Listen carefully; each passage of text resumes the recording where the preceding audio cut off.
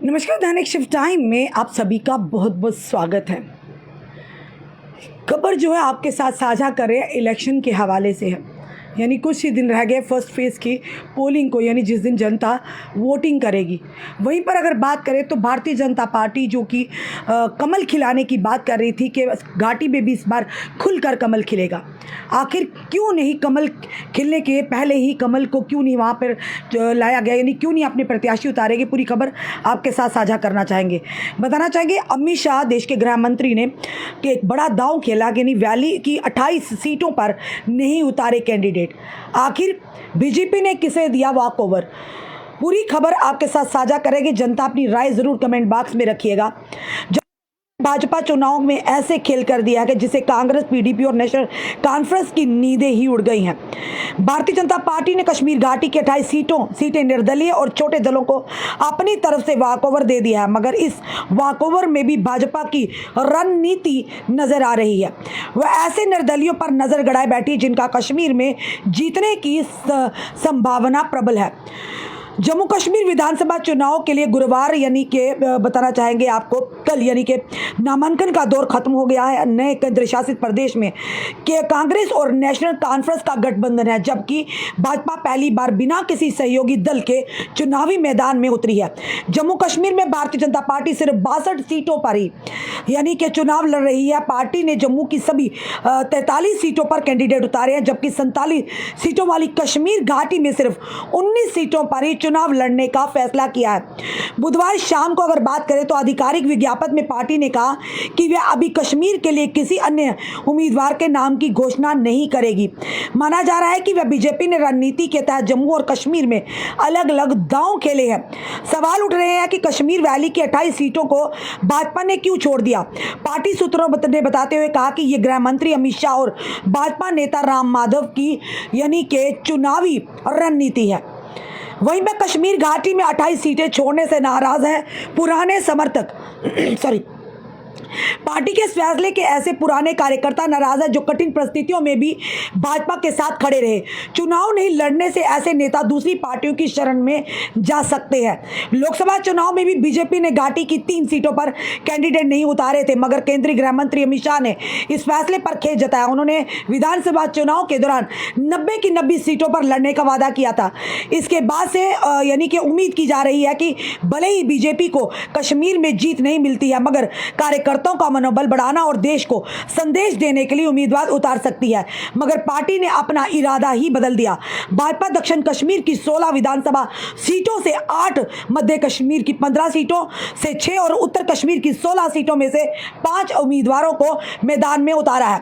विधानसभा चुनाव के ऐलान के साथ ही बीजेपी ने बदली रणनीति। पार्टी सूत्रों का कहना है कि कश्मीर घाटी में भाजपा की जीत चमत्कार सी हो सकती है।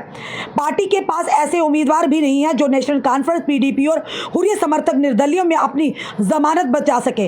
पार्टी ने विधानसभा चुनाव की घोषणा के समय ही रणनीति बदल दी थी।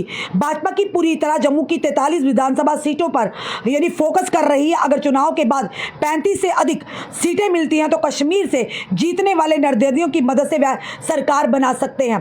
भारतीय जनता पार्टी बची हुई 28 सीटों पर ऐसे निर्दलीय प्रत्याशी और छोटे दलों को समर्थन देगी जिनके जीतने की उम्मीद हो सकती है। दक्षिण कश्मीर के अनंतनाग से भाजपा उम्मीदवार रफीक वानी ने खुले तौर पर दावा किया है कि नए क्षेत्रीय राजनीतिक दल और निर्दलीय हमारे हैं। उन्होंने अपने भाषण में इंजीनियर रशीद, सज्जाद लोन और साथ ही अल्ताफ बुखारी और गुलाम नबी आज़ाद को अपना बताया है। विपक्ष का आरोप है कि कश्मीर की कई सीटों पर भाजपा के इशारे पर भारी तादाद में निर्दलीय ने पर्चा भरा, यानी कि उन्होंने कहा कि इंडिपेंडेंट ने पर्चा भरा।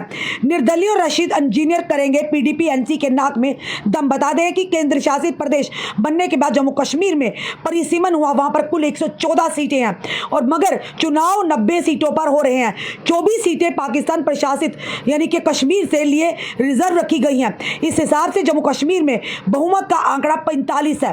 कांग्रेस एनसी गठबंधन 85 सीटों पर 7 चुनाव लड़ रही है, जबकि कश्मीर की 5 सीटों पर फ्रेंडली फाइट हो रही है। नेशनल कॉन्फ्रेंस 51 और कांग्रेस 32 सीटों पर चुनाव लड़ रही है। जम्मू रीजन की अगर बात करें तो जम्मू रीजन में भाजपा का मुकाबला कांग्रेस और एनसी से है। कश्मीर के सियासी हलकों में इंजीनियर रशीद को जमानत मिलने के बाद से चर्चा गर्म है। नेशनल कॉन्फ्रेंस और पीडीपी का आरोप है कि आवासी इत्तेहाद पार्टी इस चुनावी में बीजेपी के लिए काम कर रही है।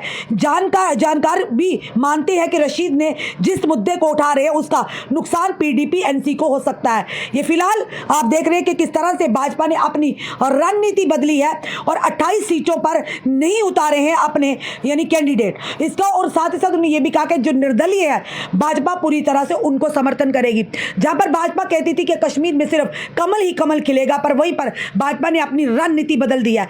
अब देखना यह है कि जिस तरह से हमने आपको पूरी यानी गिनती करके बता दिया कि कौन कितनी कितनी सीटों पर लड़ रहा है। अगर भाजपा की 35 से ज़्यादा सीटें आती हैं तो भाजपा वहीं पर अगर बात करें तो अगर बाकी की अगर बात करें तो वहीं पर भाजपा सरकार बना सकती है। अगर गठबंधन की बात करें, गठबंधन का अगर बहुमत हुआ तो गठबंधन की सरकार बन सकती है। अब देखना यह कि भाजपा जो 50+ का नारा लेकर चल रही है और कश्मीर घाटी में जो अपने 28 सीटों पर अपने कैंडिडेट को नहीं उतारा, क्या लगता है आने वाले समय में भाजपा को इसका नुकसान हो सकता है? या भाजपा ने जो नई अमित शाह और राम माधव ने जो नई रणनीति अपनाई है उसके तहत भाजपा को जो 50+ का लक्ष्य पूरा हो जाएगा? फिलहाल ये आने वाला समय बताएगा, पर ये जरूर कहेंगे जो गहमा गहमी है साफ तौर पर आपको दिख रही है। और कुछ ही दिन यानी कि 18 तारीख को पहले चरण के मतदान होंगे और जनता भी उत्सुक है। हम जनता से जरूर कहेंगे ये लोकतंत्र का पर्व है, हर एक की भागीदारी, जो नए वोटर्स हैं या पुराने जो भी हैं, बड़े हैं बुजुर्ग हैं, हर किसी को अपना वोट कास्ट करना चाहिए, जो आपका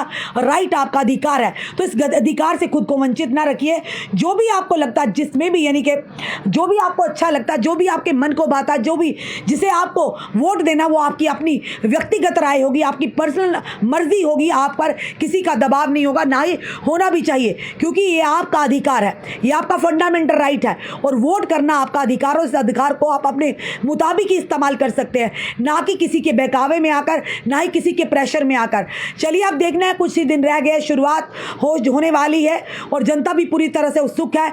और क्या लगता है इस बार चुनाव के जो परिणाम आएंगे, जो रिजल्ट आएंगे, क्या लगता है बदलाव होगा या फिर से भाजपा बाजी मार जाएगी? ये आने वाला समय बताएगा। फिलहाल अपने कमेंट, अपने सुझाव हमें ज़रूर दीजिएगा और इस वीडियो को ज़्यादा से ज़्यादा शेयर कीजिएगा। जुड़े रहिए ऐसे हमारे साथ अगले अपडेट के लिए। जय हिंद, जय भारत।